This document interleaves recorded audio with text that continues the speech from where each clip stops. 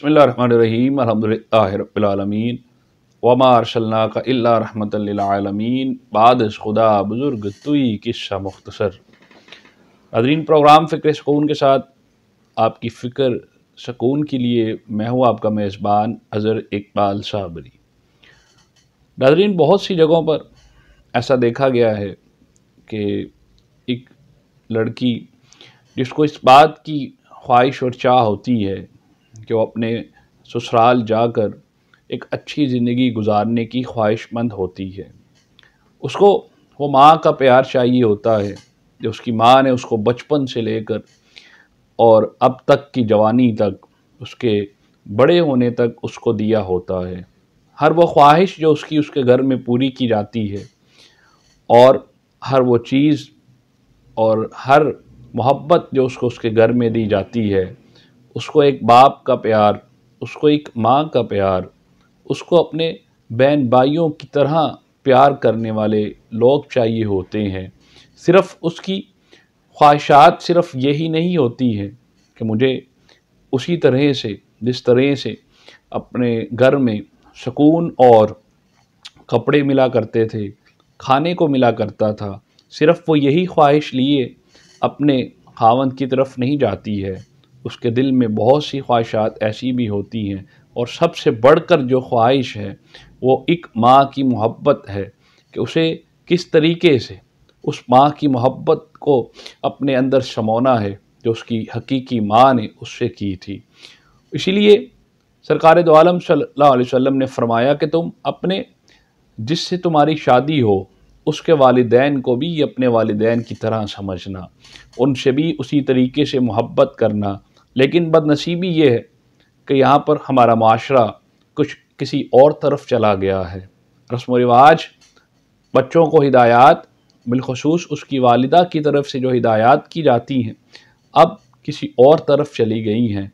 अब जहाँ पर वालिदैन अपनी बेटियों को ये समझा कर भेजा करते थे कि तुम्हारा घर बार सभी कुछ वही है, हत्ता कि तुम्हें उस वक्त वहाँ से लेने के लिए आएंगे जब तक तुम्हारा जनाजा नहीं चला जाएगा। ये हिदायत अपने बच्चों को जो नसीहत माएँ किया करती थी, आज तारीख़ गवाह है कि उनकी औलादें, उनकी बेटियाँ और बहुत खुशहाली के साथ अपने घरों में ज़िंदगियों को गुजारती हुई इस दुनिया से रुखसत हो चुकी हैं। नाज़रीन मोहतरम, कुछ माशी बिगाड़ हमने ख़ुद पैदा कर रखा है, कुछ माशी ना हम आहंगी को हमने ख़ुद पैदा कर रखा है, कुछ माशी ना हम ज़हनी कैफियत को हमने पैदा ख़ुद कर रखा है।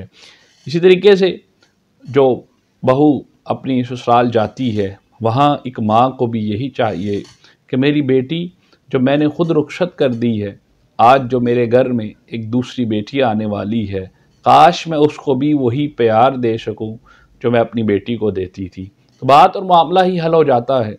कई मुआशी बदखोइयों की, कई मुआशी जौन से है वो और माशरती मसाइल जौन से हैं हमारे यहीं पर हल हो जाते हैं। लेकिन ऐसा मुमकिन बहुत कम होता है, ऐसा देखने को हमें आज के दौर में नज़र नहीं आता है। सुना यही जाता है कि सास बहू पर बहुत जुल्म करती है, सुना यही जाता है कि सास बहू के साथ बहुत ज़्यादा ऐसे हालात उसके लिए पैदा कर देती है कि उसका वहाँ पर रहना मुश्किल हो जाता है। अल्लाह रब्बुल इज़्ज़त से दुआ है कि ऐसे हालात हमें अल्लाह जो उनसे वो बचा कर रखे, सब लोगों को बचा कर रखे, एक अच्छी और ख़ूबसूरत ज़िंदगी गुजारने के लिए हमें दरपेश हो। और ये सारे मामले में नाज़रीन होता क्या है, एक शौहर ही फंस जाता है, ना वो घर में सुकून महसूस करता है, ना वो बाहर सुकून महसूस करता है। सुबह से लेकर शाम तक एक तगोदो में वो लगा रहता है, अपनी ज़रिए माश की फ़िक्र में वो अपने हकूक़ुल इबाद के साथ पूरा करने के लिए अपने हकूक़ुल्लाह को यहाँ तक छोड़ देता है, रब की इबादत को छोड़ देता है। सुबह से लेकर शाम तक न उसे मालूम है कहाँ ज़ोहर जा रही है, कहाँ असर जा रही है, कहाँ मगरिब हुई, कहाँ इशा का वक्त है, कि रब के घर से बार बार उसके लिए सदा आ रही है कि आओ मेरी तरफ आओ, यही कामयाबी का जीना है, आओ मेरे घर में अल्लाह मुफ्ताह लि अबवाब रहमतिक की सदा देते हुए आओ। लेकिन वो अपने हकूक़ुल इबाद को पूरा करने के लिए उधर इस तगोदों में लगा है और इधर اس کے گھر والے مل کر اس کا اور زیادہ ذہن خراب کر رہے ہیں۔ انہی ذہنی کیفیت کو، انہی معاملات کو دیکھتے ہوئے فکر سکون کی ٹیم نے اس بات کی تقاضا کی کہ ہم کچھ لوگوں کے لیے ان معاملات کو حل کرنے کے لیے، ان کے سکون کے لیے ایک کام کریں۔ تو ناظرین، آج کا جو وظیفہ میں آپ کو دینے جا رہا ہوں وہ اسی لیے ہے کہ آپ ایک اچھے تعلقات کے ساتھ اپنے سسرال میں ایک اچھی زندگی کو گزار سکیں۔ اور اس کے لیے آپ کو کرنا کیا ہے؟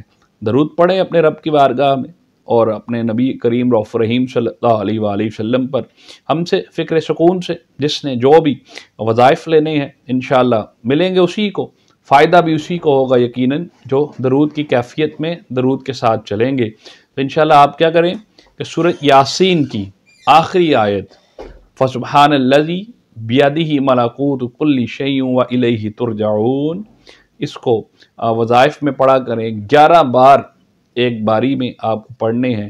11 بار اس آیت کو پڑھ کر خود کو دم کیا کرے۔